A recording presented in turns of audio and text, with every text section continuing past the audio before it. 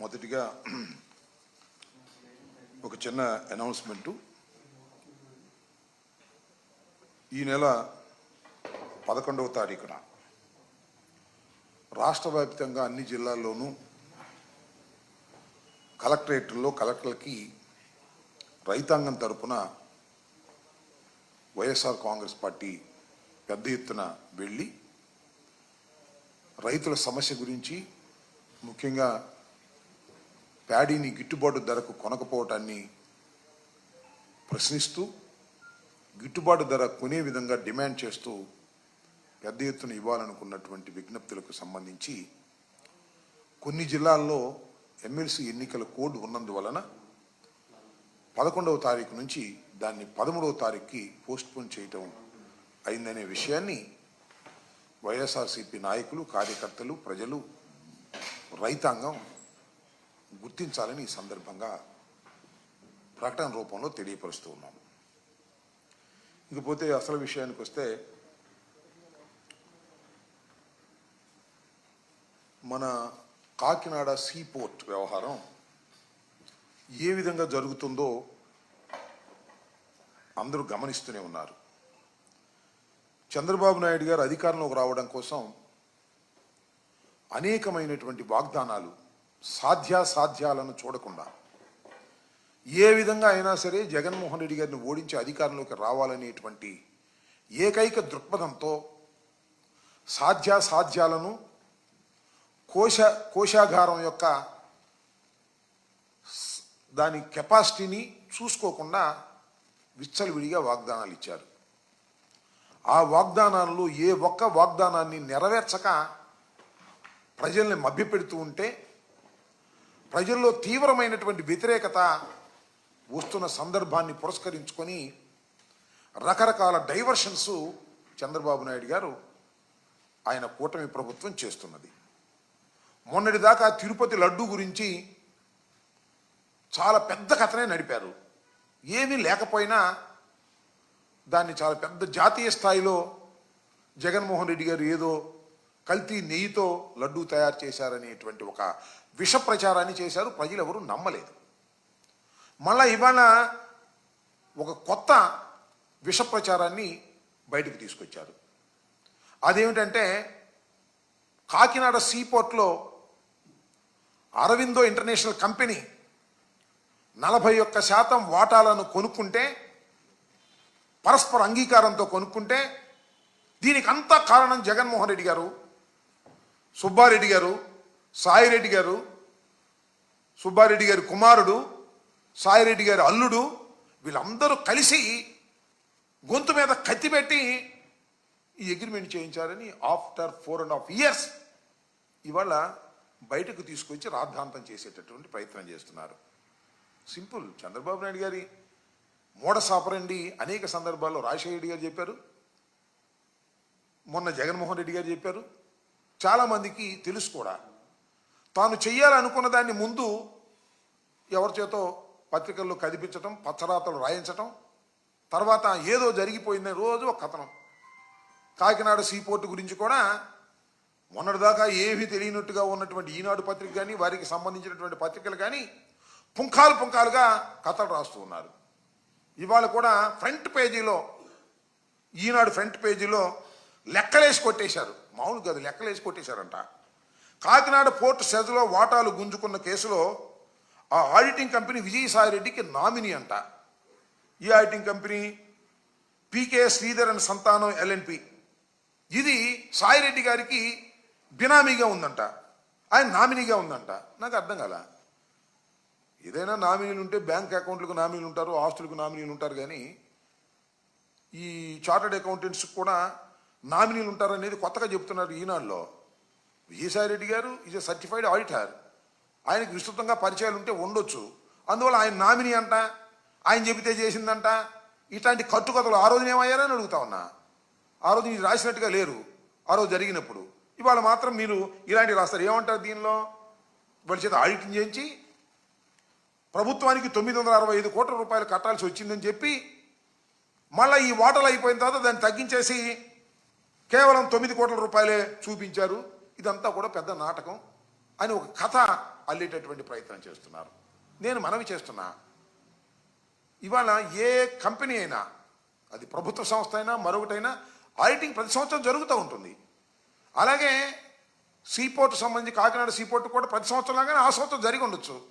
జరిగితే ఇదిగో ఇవి ఉన్నాయని చెప్పేసి వాళ్ళు బయట పెట్టచ్చు. ఆ బయట పెట్టిన తర్వాత ఎక్స్ప్లెనేషన్ అడుగుతారు. ఎక్స్ప్లెనేషన్లో సాటిస్ఫై అయిన తర్వాత కొన్ని తొలగిస్తారు. ఇన్కమ్ ట్యాక్స్ వాళ్ళు మాకు నోటీస్ ఇస్తారు అనుకోండి, కాసేపు మీరు 50 లక్షలు కట్టాలని. ఎందుకు కట్టాలండి అని మన ఆడిటరు ఇదిగో దీనికింత అని వివరణ ఇచ్చిన తర్వాత, ఓహో 50 లక్షలు కాదులండి, 3 లక్షలు 4 లక్షలు అయింది, 10 లక్షలు అయింది, కట్టండి అంటారు. ఇది సర్వసాధారణంగా జరుగుతున్నటువంటి అంశం.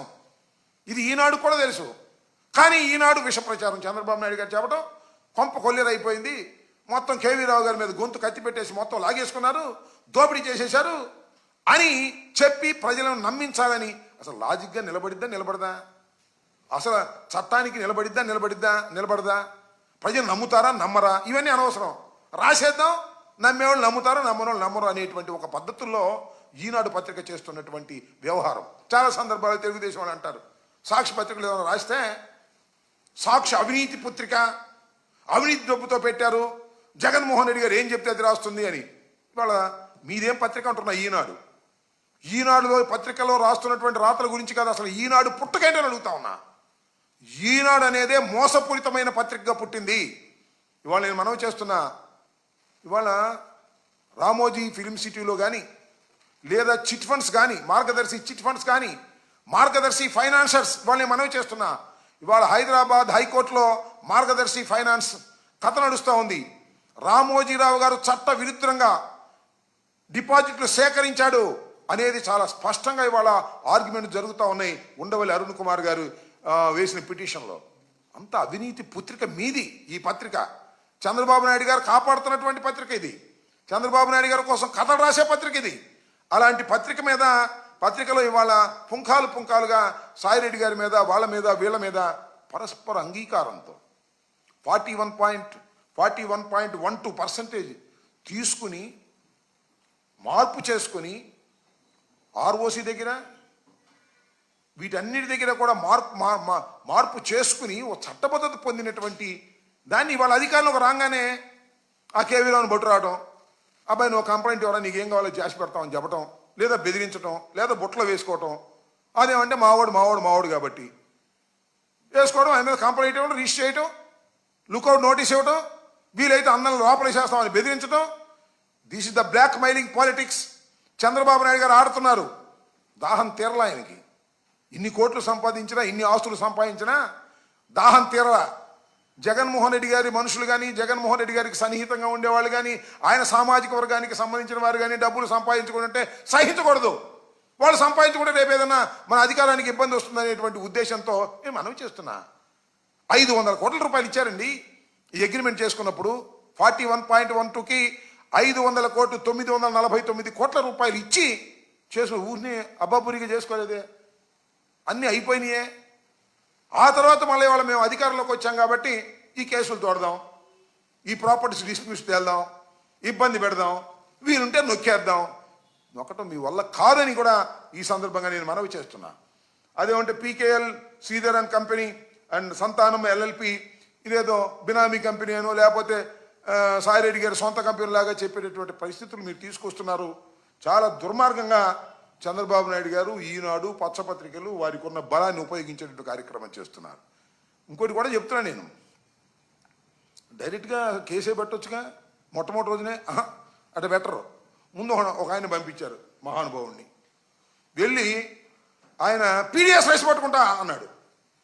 అది పట్టుకోవాలా, సీజ్ ది షిప్ అన్నాడు. అది కాల, అసలు సీజ్ ది షిప్ కాదురా బాబు, మొత్తం పోటీనే చేద్దాం అనుకుంటున్నారు. ఏంది నాకు అర్థం కాల. మొట్టమొదటి చెప్పొచ్చుగా. కానీ ఒక్క విషయంలో మాత్రం నాకు బాగా నచ్చాడబ్బా చంద్రబాబు నాయుడు గారు. పవన్ కళ్యాణ్ గారిని ఎంత చక్కగా ఉపయోగించుకోవాలో అంత చక్కగా ఉపయోగించుకున్నాడు. ఎందుకో తెలుసా? ఈ కేవీ రావు అనే వ్యక్తి చంద్రబాబు నాయుడు గారి బినామీ అని, చంద్రబాబు నాయుడు గారే పోర్టు కట్టబెట్టాడని భీంకాలు పలికాడు. ఎవరు? పవన్ కళ్యాణ్ గారు. ఎప్పుడు? 19 ఎన్నికల్లో ఉపన్యాసం చెప్పాడు. ఇది అన్యాయం, అక్రమం, దోపిడీ, కేవీ రావుకి మొత్తం కట్టబెట్టేశాడు. అన్ని కేకలేసావే, ఇవాళ వెళ్ళి కేవీ రావు గారికి డిస్ప్యూట్కి ప్రారంభోత్సవం చేసి వచ్చాడండి. సీజ్ ది షిప్ కాదు, దీనికి తగాదాకి ప్రారంభోత్సవం చేసి వచ్చాడు పవన్ కళ్యాణ్ గారు. చక్కగా ఎందుకు ఇచ్చావయ్యా, నువ్వు ఉప ముఖ్యమంత్రివి, నీకు ఇండివిజువాలిటీ ఉంది, చాలా సిన్సియర్గా ఉంటాను అని చెబుతున్నావు. ఎందుకు ఈ వ్యవహారం, ఈ దొంగ వ్యవహారం నువ్వు ఎందుకు వెళ్ళా?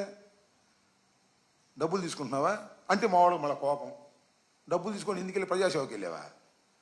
అసలు కేవీ రావుకి మన అరవిందోకి జరిగినటువంటి ఒడంబడిక సక్రమం కాదని ఎలా చెప్తారు మీరు అని అడుగుతా ఉన్నా. ఇలాంటి దుర్మార్గమైనటువంటి కార్యక్రమాలు చేసేటటువంటి పరిస్థితుల్లో ఇవాళ చంద్రబాబు నాయుడు గారు ఉన్నారు. అసలు చంద్రబాబు నాయుడు గారు ఏం చేసినా ఇలాగే ఉంటుంది, కామెడీగా. చాలా చిత్తం లోతుగా చూస్తే కామెడీగా ఉంటుంది. మీరు చూశారుగా, సీజ్ ది షిప్ హీరో పలికిన డైలాగా, ఇది కామెడియన్ పలికిన డైలాగా. మరి మా మా కూటమి వాళ్ళంతా మా హీరో అంటున్నారు.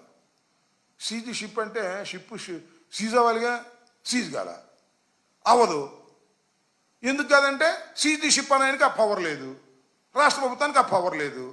అంటే అది హీరో డైలాగా, కామెడీ డైలాగా? It is purely comedy dialogue. కాబట్టి ఈ సందర్భంగా నేను చెప్పదలుచుకున్నది ఏమిటి అంటే, చంద్రబాబు నాయుడు గారు వ్యవస్థల్ని భ్రష్టు పట్టించి వ్యవస్థల్ని తనకు అనుకూలంగా వాడుకుని తన కుమారుడికి ఏదో కట్టబెట్టాలి, అధికారంతో పాటు వేలాది కోట్ల రూపాయలు కట్టబెట్టాలనేటువంటి దుర్బుద్ధితో ఇవాళ ఈ కార్యక్రమం అన్నీ చేస్తున్నారు. అసలు చెప్పింది చేయటం మన బాబు గారికి వింటామంట లేదంటే, ఉంటే నాకు చెప్పండి.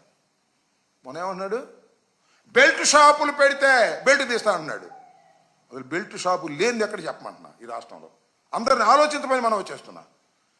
బ్రాందీ షాపులు ఎవరైనా ఓటలు అడిగారా, డొక్క పగలు తీసేస్తానంటున్నాడు. అడగనోడు ఎవడో చెప్పమంటున్నా నేను ఈ రాష్ట్రంలో. మీ తెలుగుదేశం ఎమ్మెల్యేలు అడగని వాళ్ళు ఎవరో చెప్పండి. అడగని వాళ్ళు ఎవరైనా ఉంటే వాళ్ళకి పెద్ద సన్మానం చేద్దాం. కానీ ఊరుకోడంట చంద్రబాబు నాయుడు గారు బెల్ట్ షాపుల గురించి కానీ లేకపోతే మందు షాపుల గురించి కానీ ఎవరైనా ఓటలు అడిగితే సహించే ప్రశ్న లేదంట.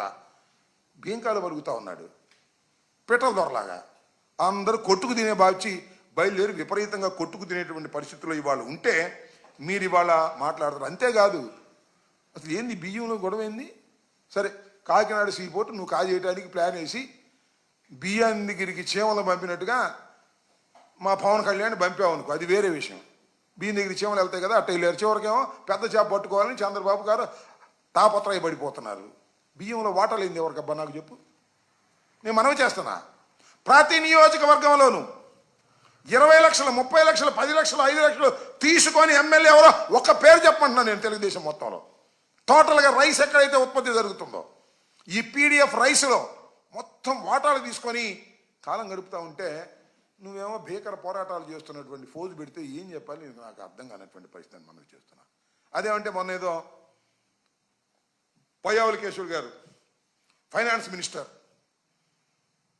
ఆయన వియ్యం కూడా అంట, ఆయన షిప్ మొన్న వెళ్ళిపోయింది, సర్టిఫై చేశారు. మేము చెప్పిన తర్వాత అన్ని బ్రహ్మాండంగా తోసేయమని తోసేశారు. మళ్ళీ అప్పుడు షిప్ లోడ్ అవుతుంది. పయ్యావుల కేశవ్ గారు అంటాడు, మా వియ్యం కూడా ఎప్పటి నుంచో చేస్తున్నాడు కానీ బాయిల్డ్ రైస్ చేస్తాడు తప్ప రా రైస్ చేయడని. చేసేదంతా రా రైసే నిరూపించడానికి మేము సిద్ధంగా ఉన్నాం. అదేమంటే నాకును మా నానికి చెక్ పోస్టులు ఇస్తాయంట, మేము చెక్ చేసుకోవాలంట. మాకు చెక్ పోస్టులు ఇస్తాం, మేము చెక్ చేసుకుంటాం. మరి మీ ప్రభుత్వం ఏం చేసింది? గుడ్డి కూరల పళ్ళు తోగుతుంటుందా మేము చెక్ చేసుకుంటే? ప్రభుత్వం చేసింది ప్రభుత్వం చేయాలి, గాడి చేసింది గాడి చేయాలి, కుక్క చేసింది కుక్క చేయాలి. మీరు చేయాల్సిన పని చేయకోకుండా మమ్మల్ని చెక్ చేసుకోవడం అంటే మీ డొల్లతనం. మీ దగ్గర సరుకు లేదు, సరుకు లేకుండా మీరు మాట్లాడుతున్నారు. దోపిడీ రాజ్యం ఇది. తెలుగుదేశం అధికారంలోకి వచ్చిన దగ్గర నుంచి దోపిడీ చేయటమే పనిగా పెట్టుకున్నారు. ఏదో ఒక విధంగా వైఎస్ఆర్ కాంగ్రెస్ పార్టీ నాయకుల్ని కానీ వైఎస్ఆర్ కాంగ్రెస్ పార్టీకి సంబంధించినటువంటి సంస్థలను కానీ ఇబ్బంది పెట్టాలనే దుర్బుద్ధితో ప్రయత్నం చేసే కార్యక్రమంలోనే అరబిందో ఫార్మ్స్ని కూడా ఇబ్బంది పెట్టే కార్యక్రమంలో కేవీ రావు గారిని ఉపయోగించుకొని అడ్డం పెట్టుకొని ఈ కార్యక్రమాన్ని చేస్తున్నారు. ఇది ఫ్యాక్ట్ అండి. కంపెనీలు ఎన్ని మారుతున్నాయి, ఎంతమంది షేర్లు అమ్ముకుంటున్నారు. చంద్రబాబు అమ్ముకోలేదా? చంద్రబాబు అమ్ముకున్నా లేదా? అక్కడ దగ్గర రామోజీరావు గారు తమ షేర్లు అమ్ముకోలేదా? నాకు తెలియకడుగుతా. షేర్లు అమ్ముకోవడం, కొనుక్కోవడం, మళ్ళీ ఈ వచ్చిన డబ్బులని 449 కోట్ల రూపాయలు అరబిందో వాళ్ళు కేవీ రావు గారికి ఇస్తే అవి తీసుకెళ్ళి ఇంకో చోట ఇన్వెస్ట్ చేసుకొని ఆయన లబ్ధి పొందాడు. ప్రభుత్వానికి 20% వాటా ఉంది. ఆ రోజున చంద్రబాబు నాయుడు గారు కేవీ రావు కట్టబెట్టే రోజున మొత్తం అంతా కట్టబెట్టి 20% నామినల్ ప్రైస్ ఏమో దీనికి పెట్టి చేశారు. అసలు కేవీ రావు గారి దగ్గర నుంచి కొనదలుచుకున్నప్పుడు, కత్తి పెట్టి కొనదలుచుకున్నప్పుడు, గన్ను పెట్టి కొనదలుచుకున్నప్పుడు మొత్తం కొనేసేవాడుగా. 51% కొనేస్తే మొత్తం అంతా వెళదే కదా. చంద్రబాబుకి అలవాటు. చిట్ ఫండ్ సంస్థలో సహాయకుడిగా ఉన్నాడు కదా జేజే రెడ్డి అని. ఆయన కుటుంబం దగ్గర కత్తి పెట్టాడో, గన్ను పెట్టాడో, కర్ర పెట్టాడో పెట్టి ఆ మొత్తాన్ని లాక్కుని చేశాడనేది జేజీ రెడ్డి వారసులు వచ్చి కంప్లైంట్ ఇచ్చారు. కేసు రిజిస్టర్ అయి ఉంది. దాని మీద కూడా ఎంక్వైరీ జరుగుతుంది. గుర్తుపెట్టుకోమని మనం చేస్తున్నా. ఈ విధంగా వ్యవస్థల్ని భ్రష్టు పట్టించి, వ్యవస్థల్ని మేనేజ్ చేసి ఏదో ఒక విధంగా బురద జల్లాలనేటువంటి కార్యక్రమంలో చంద్రబాబు నాయుడు గారు పనిచేస్తున్నారు. అరబిందో కంపెనీలో వారు కొన్నటువంటి షేర్లు చట్టబద్ధమైనవనేది అందరికీ తెలిసినటువంటి సత్యమైన, ఏదో ఒక విధంగా పోలీసు యంత్రాంగాన్ని తనకు ఉపయోగించుకొని పిచ్చి కంప్లైంట్లన్నీ కూడా రిజిస్టర్ చేసి కేసులతో ఇబ్బంది పెట్టాలనేటువంటి పరిస్థితులు ఉన్నారు. పోలీసు వ్యవస్థ కూడా సక్రమంగా పనిచేసే విధంగా ఉండాలి తప్ప, డీజీపీ గారికి నేను మళ్ళా చెప్తున్నా, ఆల్ ది ఐపీఎస్ ఆఫీసర్ మళ్ళా చెబుతున్నా, ఇచ్చిన ప్రతి కంప్లైంట్ రిజిస్టర్ చేస్తారు. మేము ఇచ్చామే కంప్లైంట్స్, నేను స్వయంగా వెళ్ళి ఇచ్చానే, సోషల్ మీడియాకు సంబంధించింది. ఒక్కటైనా మీరు రిజిస్టర్ చేశారా అని అడుగుతా ఉన్నా. చెయ్యరు. చూస్తాం, చేయకపోతే దానికి మార్గాలు ఉన్నాయి. కాబట్టి పోలీసు వ్యవస్థను అడ్డం పెట్టుకొని రాజ్యాధికారంతో మీరు ఏదో చేయాలని తాపత్రయపడుతున్న మీకు రాబోయే కాలంలో గట్టి గుణపాఠం చెప్పేటటువంటి పరిస్థితి కూడా వస్తుందనే విషయాన్ని దయచేసి మర్చిపోవద్దని కూడా ఈ సందర్భంగా నేను చెప్పదలుచుకున్నాను. ఓకే,